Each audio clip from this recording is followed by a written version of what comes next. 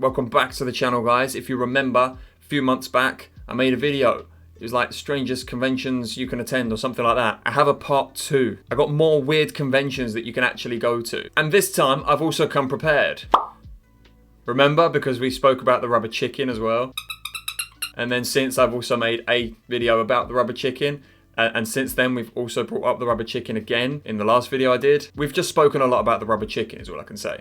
Before we start, this is how close we are now to actually getting monetized. So if you do watch the video until the end, I would appreciate that a lot. Thank you very much. The mobile phone throwing championships. So this one hits just a little bit too close to home. Do you know why?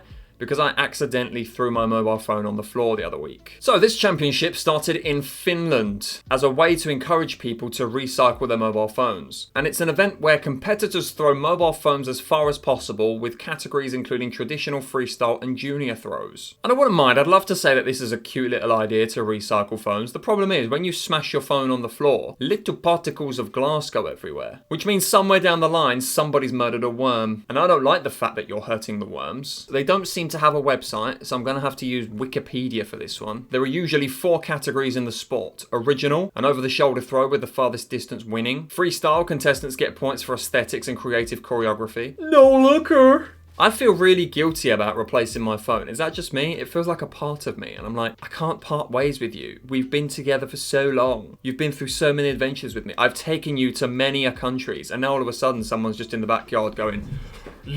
Team Original, up to 3 competitors have 1 throw each with their scores combined at the end. Junior for children aged 12 or younger. God damn, it's got more game modes than Fortnite. So you don't have to go solo, you can do it in trios if you want. The phones used vary, not just between events, but between competitors. With any phone that weighs over 220 grams being acceptable. So it has to weigh more...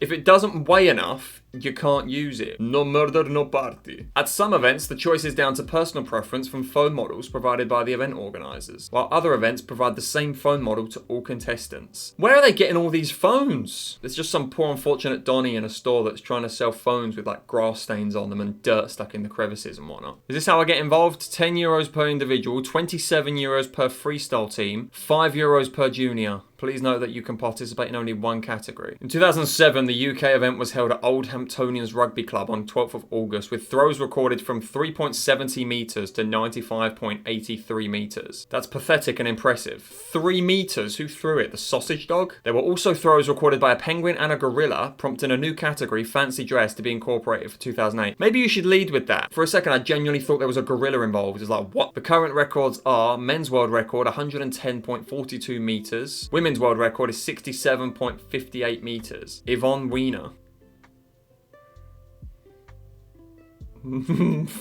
Stop it. At least she knows what she wants. An Yvonne Wiener. Bro, look at the ferocity in which they're throwing these goddamn phones. This isn't even part of the competition. Dude's just received a shit call. He kind of looks like the lead singer of Papa Roach. They look like they're having a great time. Dude, I thought that was a finger for a second there. You see it, right? Now let's jump across to the USA. The Redneck Games. Doggy, the Redneck Games.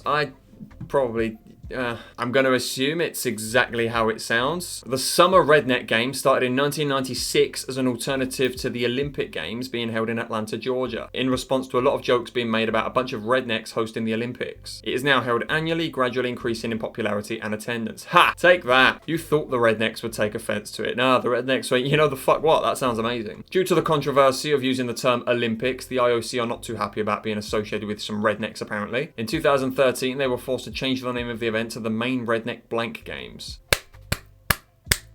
Bravo, bravo. That is my favourite title up till now. That's genius. The events include the following: Mud Pit Belly Flop, Seed Spitting Contest, Hubcap Hurl, Armpit Serenade, the Bobbin for Pigs Feet Fest, Redneck Horseshoes, in which toilet seats instead of horseshoes are the objects thrown. This sounds like the best event ever. I can't even take the piss. Like, genuinely, this sounds incredible. Status Inactive. The most recent was 2023. What's going on? Bring it back. What are we saying, bro? I've just found out about this and you're telling me I need to... There's no. go. Check this out, the redneck games, let's go. There's the toilet seat they were talking about. He's gonna throw that. It looks like it's the same dude in every photo. What's going on? Is it him? Is it just him in every photo? I don't know how I feel about throwing toilet seats around though, just for the simple thought that at some point in time, someone's butt was on it. Now let's move to Spain, where the baby jumping festival takes place. The baby jumping festival, or El Colacho, is a unique Spanish tradition where men dressed as devils jump over babies laid out on mattresses in the streets of Castrillo de Murcia, celebrated on the Sunday after the feast of Corpus Christi. So hang on, they actually jump over the babies. They do jump over the babies, even though it just looks like he's getting the run up for the people's elbow. The babies don't even know what to think, mate. They're just vibing. Look at the state of this dude. It's the Donnie's dad from Cloudy with a Chance of Meatballs. See, my stupid ass would be like, put them all together. I can make that. The ritual is believed to cleanse the babies of original sin, ensure them safe passage through life, and guard against illness and evil spirits. Isn't getting ill sometimes a good thing? Creates antibodies and whatnot, right? So imagine not getting any, and then as soon as you do something bad in life, you get all of them. You'll be laying on your bed one day and someone jumps backwards over you. Ha! I undid it. I can't say I'm really against it because I don't think I fully understand it. Carry on, I guess, if it's been going on since 1620. Let's go to Japan for the World Toaster Expo. So in Japan, there's a toaster expo, but it's so niche and so small, I can't seem to find anything on it. So instead, here's the toastermuseum.com. That looks terrible. Toaster collection. Let's go. Companies from AZ. AG. Oh my God, they've got endless lists of toasters. The Fil Rouge. Not the fucking Fil Rouge. Caloric with a K. Get it? Because it's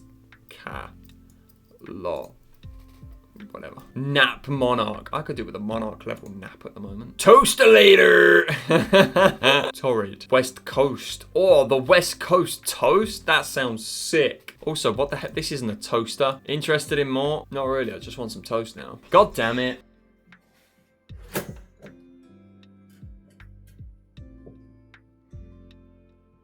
Alright.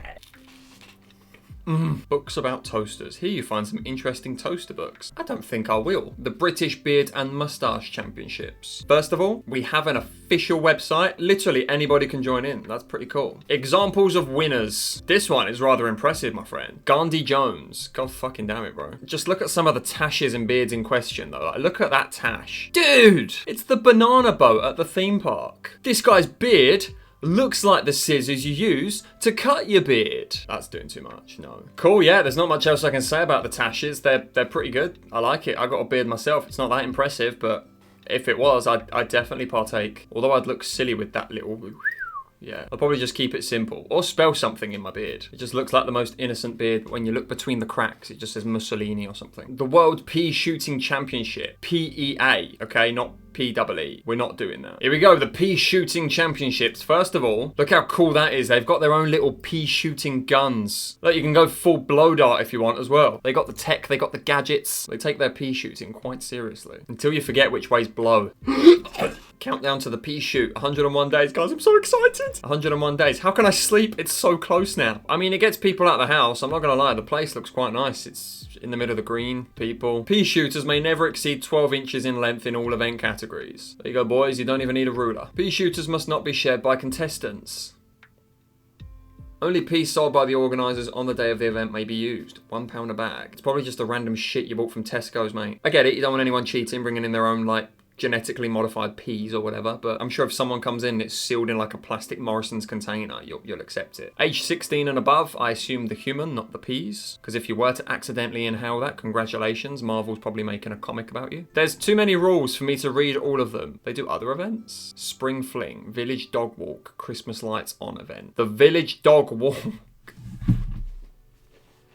It's wholesome, it's cute, you're enjoying yourselves, just go for it. The World Stinging Nettle Eating Championship. I didn't know this was a thing. Apparently it's a thing, you can eat stinging nettles. I don't know why you would. Sounds bloody horrible. Quirky annual event in Dorset, UK, where participants compete to eat the leaves from the greatest length of stinging nettle stalks within a 30-minute time limit, with the winner determined by the total length of consumed nettles. Can you just eat stinging nettles? Is that a thing? I mean, I respect it, but I ain't got the strength for that. Cooking the leaf instantly makes them safe. Don't try to eat the leaf raw in a salad or anything. But that's literally what we're discussing. They're eating them raw, right? It's there. There's not much to it. They literally just eat nettles and Hope for the best. Honourable mention to the International Space Elevator Consortium. I don't know why, this one's just a little bit funny to me. They're talking about an elevator that takes you to space. First of all, at what speed? Second of all, what's it attached to? Third of all, no. The last thing I want is to be going upwards like that, and then all of a sudden like that. Is this a mock convention or something? Get involved. Don't fucking threaten me. Space elevator history. There is no history. Is there even any? Space elevator painting by Andrei Konstantinovich Sokolov, 1967, courtesy Alexei Sokolov. So there's a picture, but the actual elevator does not exist. That's the history of the space elevator. We have picture. Cool. Right. Well, you let me know when that's done. I'm gonna go back to looking at funny conventions in the meantime. We've got the Woolly Worm Festival, which looks fucking terrifying. I have no idea what this is about. These websites really love countdowns, don't they? Oh, so they've got actual worms. Okay. On your mark. Get set. Go! At this gathering of the fast and the furriest. All right, they're off to a fast start. We got Clindy in lane number 10. Competitors inch their way to glory. This is gonna be close. No, surely not, no. So let me get this straight. You pay to go to an event, you take your own worm with you, your woolly worm, and then proceed to watch a race of the worms on the wall. I've seen it all. Mate, I think I've genuinely hit rock bottom. I'm scraping the bottom of the barrel so hard right now. I mean, the places to stay when you're there look beautiful, mate. Look at that place, Beach Mountain. You've got a nice balcony to jump off if your worm loses. Colour me curious. They are cute little worms. I love me a little worm. Bloody adorable, but putting them on a wall and watching them wiggle up the wall, racing each other. Yeah. Okay, yeah, look, the Instagram. I don't know what is that? Sweet Jesus. It looks like a brush you use to clean the toilet. But yeah, if you guys want to enter, woollyworm.com, you can enter your worm and you can race your worm and you can win a worm prize? I don't know. The Boring Conference. Interesting people talk about boring things. 2020 Boring Conference. Postponed. View event. When's it been moved to? 5 years ago it got postponed and they just never did it again. However, this website thinks I may like Boris Bear Cubs. How did you know? Of course I like Boris Bear Cubs. What is Boris Bear Cubs? There's a podcast, The Boring Talks. And I've just realised it was on the BBC. Wow. That's fascinating. And then they got rid of it. Why? Because it was probably boring. And then behind the banner, what have we got? Conway Hall. I knew I'd see you again. I've never seen that in my life, I'm not gonna lie. I could talk about a few other things like the Night of the Radishes in Mexico, the Funeral Expo, or even the Donkey Basketball Championships, where people ride donkeys and play basketball. For my final convention, expo, whatever, I had a choice. It was either the Roadkill Cook-Off or the Spider Fighting Festival. They both sound equally as interesting, but there can only be one. I mean, there's nothing really forbidding me from doing two, but I just want there to be one. Okay, maybe I can take a look at the other one as well. West Virginia Food Festivals Roadkill Cook-Off. What does it consist of? Chefs compete to see who can make the tastiest dishes with animals often found by the side of the road. Attendees wander stall to stall, indulging in the likes of fried Venetian wontons, snapping turtle stew, teriyaki marinated bear, and squirrel gravy over biscuits. To be clear, it's not required that the ingredients are actual roadkill, but they must be the sort of animal that commonly find themselves the victims of traffic accidents. How cool is that? So you thought they were picking them up off the road and just eating them. So did I, to be fair. But the idea is pretty good. You never know if they did find them on the side of the road, or if they just want you to assume they found it on the side of the road. That's the mystery in every bite. It's only until you hear the crunch of the maggot between your teeth that you really know which one you've got.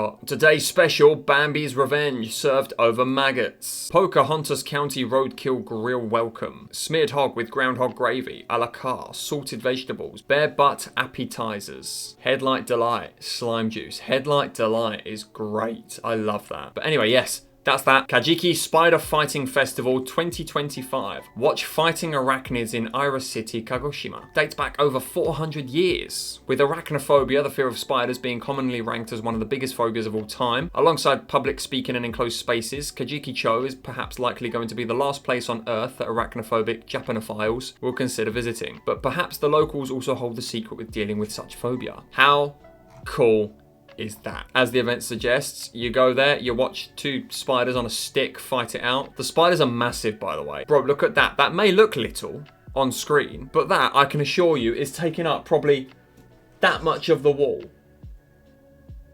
Yeah, probably around that. They actually just fight. Like, they go up to each other and they start tussling. I am absolutely not ready to do one of those, but I still want to see the event. Anyway, that's it. That's the full list. As you can see, there probably is enough content for me to make a third video, but I'm not going to. Instead, I'm just going to hold out, and then eventually what would be really cool is if I could actually visit these, especially the Bigfoot convention from the first video. I would love to go to that. But yeah, if you did enjoy this video, remember to subscribe, help a brother out. Maybe one day you'll actually see me at one of these conventions. Bucket list things. And let me know in the comments which one was your favourite and what you want me to do next. I'm all ears. Thank you ever so much for watching if you got to this point as well. And I will see you all in the next one. Take care. I love you all. Goodbye. Guys, if we hit 7,000 subscribers, how can I put this?